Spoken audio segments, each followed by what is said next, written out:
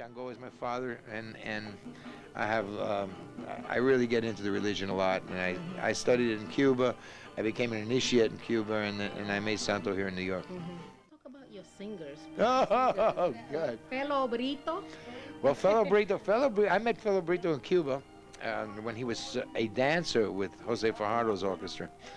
Many years later, when I was very Cuban-oriented, and I wanted my band to be. Matter of fact, I was so Cuban-oriented, I used to put the horns in front of the band and the rhythm in the back, because that's how they used to do it in Cuba. And I had Chocolate Diamanteros in my band, and I had a lot of Cubans in my band at that time. And Fellow was the first singer. He wasn't a great singer, but we got off on the first album together. And right after him, Monguito was leaving Pacheco's band, and was good friends with Chocolate. So Monguito did an album with me after that.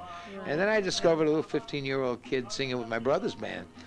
His name was Ismael Miranda from the Lower East Side of Puerto Rico, and he had something that just grabbed me. He was kind of good-looking and cute, and I said, listen, you stand on the side of Monguito and you watch the way he plays the maracas, and you watch him sing and learn and watch and listen.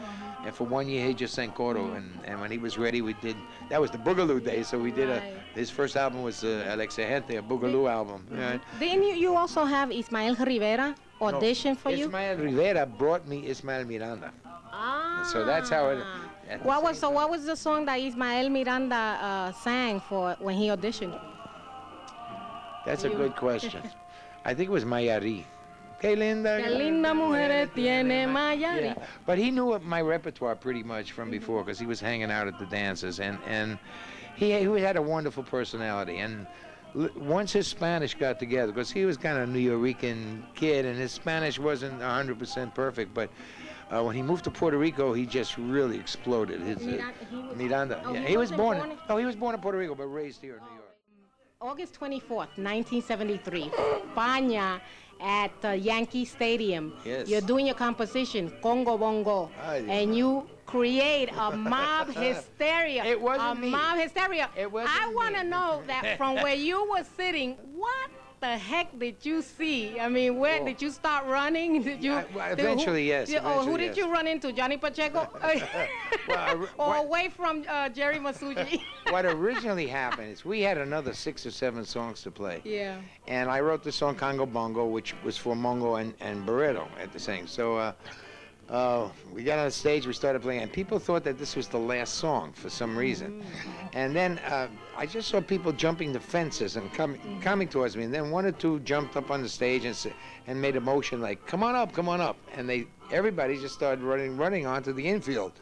Now, we had to put up $25,000 security for the infield, because that was the time when they were renovating Yankee Stadium and stuff.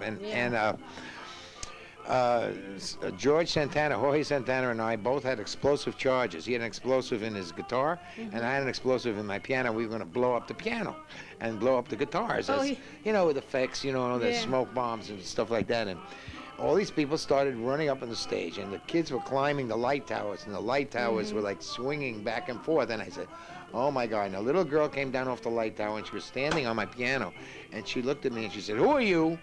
I said, it's time for me to leave. And I ran into the recording truck, because I was producing the album. And inside the truck, I kept hearing this. And I said, what the heck is that? People were stealing the microphones, and they were robbing, just pulling the plugs out of the microphone. And this is like you heard.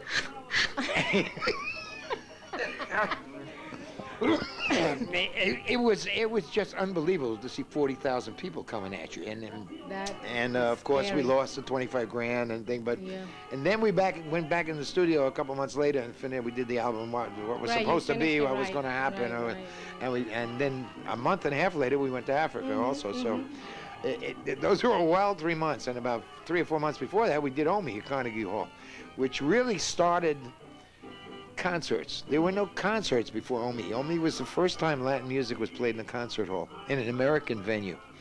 Before that, there was just, salones de baile, school dances, social clubs, the Club Cubano, things like that, and that's where we used to play.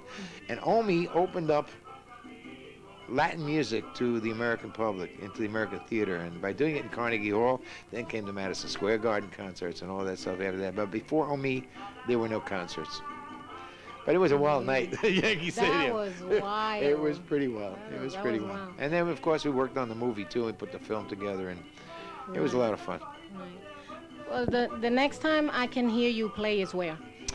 Well, I get back from I will be in Harrisburg, Pennsylvania on the 20th of October doing the Pennsylvania Latino Coalition. And I'm probably at the Copa sometime in October. And then November, I'm down in Tampa, Florida, and I'm back here with the Sofrito show on the 11th. And I move around a lot. Just pick up www.larryharlow.com. Real easy. You see my tour schedule, where I'm playing. And my shopping mall will be open shortly. You can get any of the 5,000 Fania albums. All the DVDs of the Fania movies are all being done in DVD now. And the tapes. DVD. And also a lot of personal tapes that I have. Personal collections of Harlow performances throughout the years. And of course, you can always get Larry Harlow's video too, and I got to figure out a way to make some money. Plus T-shirts and posters and jewelry and little conga drums and the Fania rings, everything, including the kitchen sink, autographs an extra $1. You know. Well, Larry, on behalf of the museum, I'd like to wish you continued success.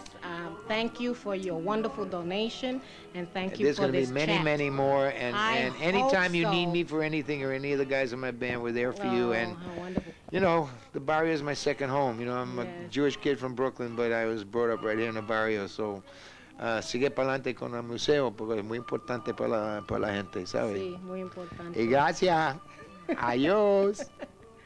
Until next time, Larry Harlow, el judío maravilloso. Anna, my #1 fan.